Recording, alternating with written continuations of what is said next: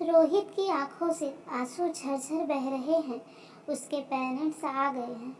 वो और उसके दोस्त हर तरह से उसे समझाने में लगे हैं। कनाडा में तेरे मनपसंद हॉस्पिटल में ये कोर्स करना तेरा सपना है जो तेरी तपस्या से सच हो रहा है। इस कोर्स के बाद न सिर्फ तेरा करियर बुलंदी पर होगा बल्कि अपने देश में एक नए ट्रीटमेंट की शुरुआत होगी। सोच, तुझे कितने ऐसे बदनसीब रोगियों की दुआएं मिलेगी। एक बेवफा के लिए तू।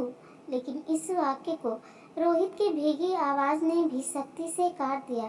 सारा बेवफा नहीं हो सकती। वो चीख पड़ा, रोहित कहा ना, मैं उसका पता लगाए बिना कहीं नहीं जाऊंगा।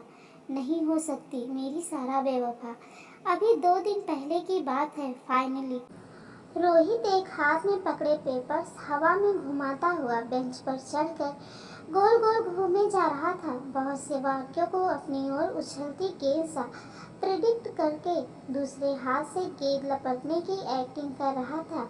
ओए, पागल हो गया है क्या? दोस्तों, आज का ताज़ा समाचार। नौकरी मिलने के सदमे से एक युवक 25 की उम्र में ही सठिया गया। ओए, कोई मेंटल हॉस्पिटल में फोन घुमाओ भाई। अरे कोई सारा को बुलाओ भाई। तभी रोहित की खुशी में गूंजती आवाज फुल वॉल्यूम पर सुनाई दी। अब दोस्तों के वाक्य एकदम बदल गए। क्यों भाई, हम तेरे कोई नहीं लगते। नीना के बोलने का लहजा और जेस्चर दोनों नाटकीय थे। जरूरी है तेरे जीवन की कोई भी खबर सबसे पहले सारा को ही मिले? बहुत नाइंसाफी है। रोमो ने भी नाटकीय तड़का लगाया और सब हंस पड़े। दोस्तों के साथ मिलकर बैठने के सारे अड्डे ढूंढ लिए गए लेकिन सारा कहीं नहीं थी। तो क्या आज सारा हॉस्पिटल आई ही नहीं? ये कैसे हो सकता है? देश के चंद सबसे नामी अस्पतालों में से एक में प्रैक्टिस कर रहे इन डॉक्टर्स में से एक सारा अचानक कहाँ जा सकती है? सारा का पीजी खंगाला गया। पीजी से हॉस्पिटल के रास्ते जैसे छान डाले गए। पुलिस को खबर हुई और पुलिस ने अपने तरीके से जांच शुरू की। सारा के कमरे में एक मोबाइल मिला और उसमें एक वीडियो। रोहित, मैं तुमसे कुछ कहना चाहती हूँ जो सीधे कहने की हिम्मत नहीं है। हम लोगों ने कितनी बार बहस की है कि प्यार क्या है, कैसे होता है। याद है, हर बार मैं कहती थी कि प्यार एक केमिकल रिएक्शन है और ये कितनी भी बार हो सकता है। मेरा ये जुमला मेरे साथ ही सच हो गया। अभिनव से मैं पहली बार लोकल में मिली। धीरे धीरे कब और कैसे मुझे उससे प्यार हो गया मुझे पता ही नहीं चला। जब उसने मुझे बताया कि वो अपने देश वापस जा रहा है और फिर कभी वापस नहीं आएगा और मेरी आंखों में सीधे झांक कर अपने प्यार का इजहार करते हुए जीवन भर साथ रहने का वादा मांगा तो मैं मना नहीं कर सकी। हम शादी करते ही ये वीडियो किसी के डर या दबाव में बनाया गया है। मैं यकीन नहीं कर सकता, रोहित ने चीखते हुए अपने पिता को घूरा जो अनाथ सारा से उसकी शादी के घोर विरोध में थे। तो वो अचकचा गए। मैंने कुछ नहीं किया बेटा, मेरा यकीन करो रोहित जी। हम सारा जी का पता तो नहीं लगा पाए पर जिस अभिनव का उन्होंने जिक्र किया उसका पता लगा लिया है। उनके टेबल पर रखी एक तस्वीर को जूम करके और उनके फ़ोन की हिस्ट्री से डिलीट किए गए कॉल रिकॉर्ड्स और फोटोग्राफ्स मैसेज खंगाल कर हम इस नतीजे पर पहुंचे हैं कि ये केस पुलिस का नहीं है। अभिनव एक विदेशी है जो अपने पैशन के लिए पिछले 6 महीने से यहाँ था और उसी लोकल में ट्रेवल करता था जिसमें सारा जी करती थी। दोनों का एक दूसरे के घर भी आना जाना था और सीसीटीवी फुटेज गवाह है कि बहुत देर रुकते थे दोनों एक दूसरे के यहाँ। रोहित अलग अलग सीसीटीवी फुटेज से प्रिंट आउट निकाली गई सारा और एक अजनबी अंग्रेज की फोटोग्राफ्स देख रहा था। उसके सामने अभिनव और सारा के कॉल रिकॉर्ड्स की एक सीट भी पड़ी थी। उसे अपनी आंखों और कानों पर विश्वास नहीं हो रहा था। रोहित सबके समझाने पर कनाडा आ गया और उसने खुद को पूरी तरह से पढ़ाई में झोंक दिया। एक पल के लिए वो भी अपने दिल दिमाग को सारा की यादों को आने देने के लिए खाली नहीं छोड़ना चाहता था। 2 साल बाद आखिर वो पल आ ही गया जब उसे अपना फाइनल सीखना है। वो ऑपरेशन जिसका सक्सेस रेट सिर्फ 12% है और दुनिया भर के डॉक्टर्स उसे बढ़ाने में लगे हैं। रोहित को डॉक्टर्स की अनुभवी टीम के साथ ऑपरेशन थिएटर में रहना है। पिछली बार उसने असिस्ट करते हुए सब कुछ सीखने की शुरुआत करनी है। कितनी मेहनत के साथ कितना जोखिम लिया है रोहित ने इस दिन के लिए। हॉस्पिटल की इस ब्रांच में पेशेंट तभी लाए जाते हैं जब ऑपरेशन होना होता है। यहाँ वे प्री ऑपरेशन ट्रीटमेंट के लिए समय में नहीं रखे जाते। यहाँ का मौसम लंबे समय के लिए मरीजों के लिए सही नहीं है।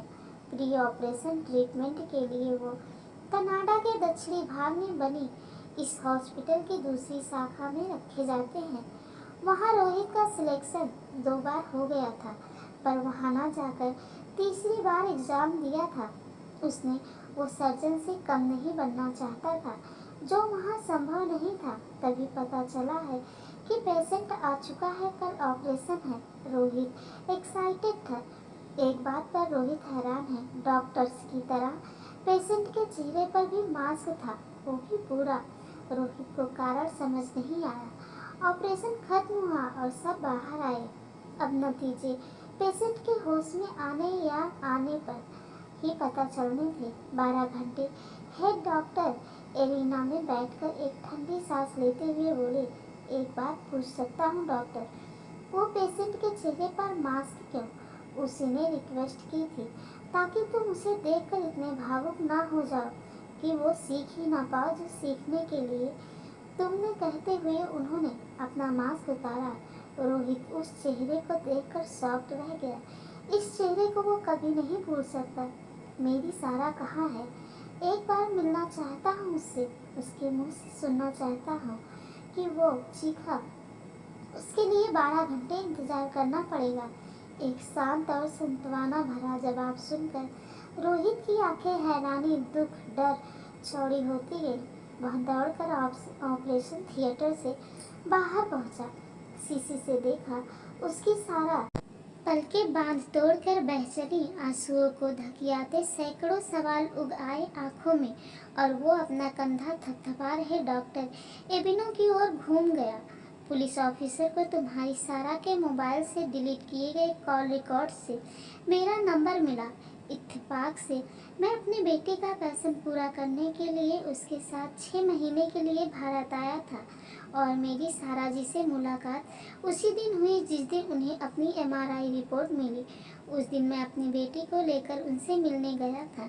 मेरी बेटी ने उन्हें नेट के जरिए ढूंढा था। वो उनसे वो आर्ट सीखना चाहती थी जो मैंने पुलिस से कुछ भी नहीं छिपाया। ये भी नहीं कि उसने कहा है कि सच्चाई तुम्हें पता चली तो वो अपनी जान दे देगी। डॉक्टर एबिनो खामोश हो गए। वो सारा, तुमने ऐसा क्यों किया? मैं तुम्हें इन 2 सालों में 2 जन्मों का प्यार देता। जो समय तुम्हें पलकों पर बिठाने का था तुमने वो अकेले इसलिए तो जो समय तुम्हारा कैरियर बनाने का था उसे वो अपनी मुट्ठी में बंद कर लेना प्यार नहीं स्वार्थ समझती थी। रोहित शीशे से एकटक सारा को देखते हुए दुआएं मांग रहा था।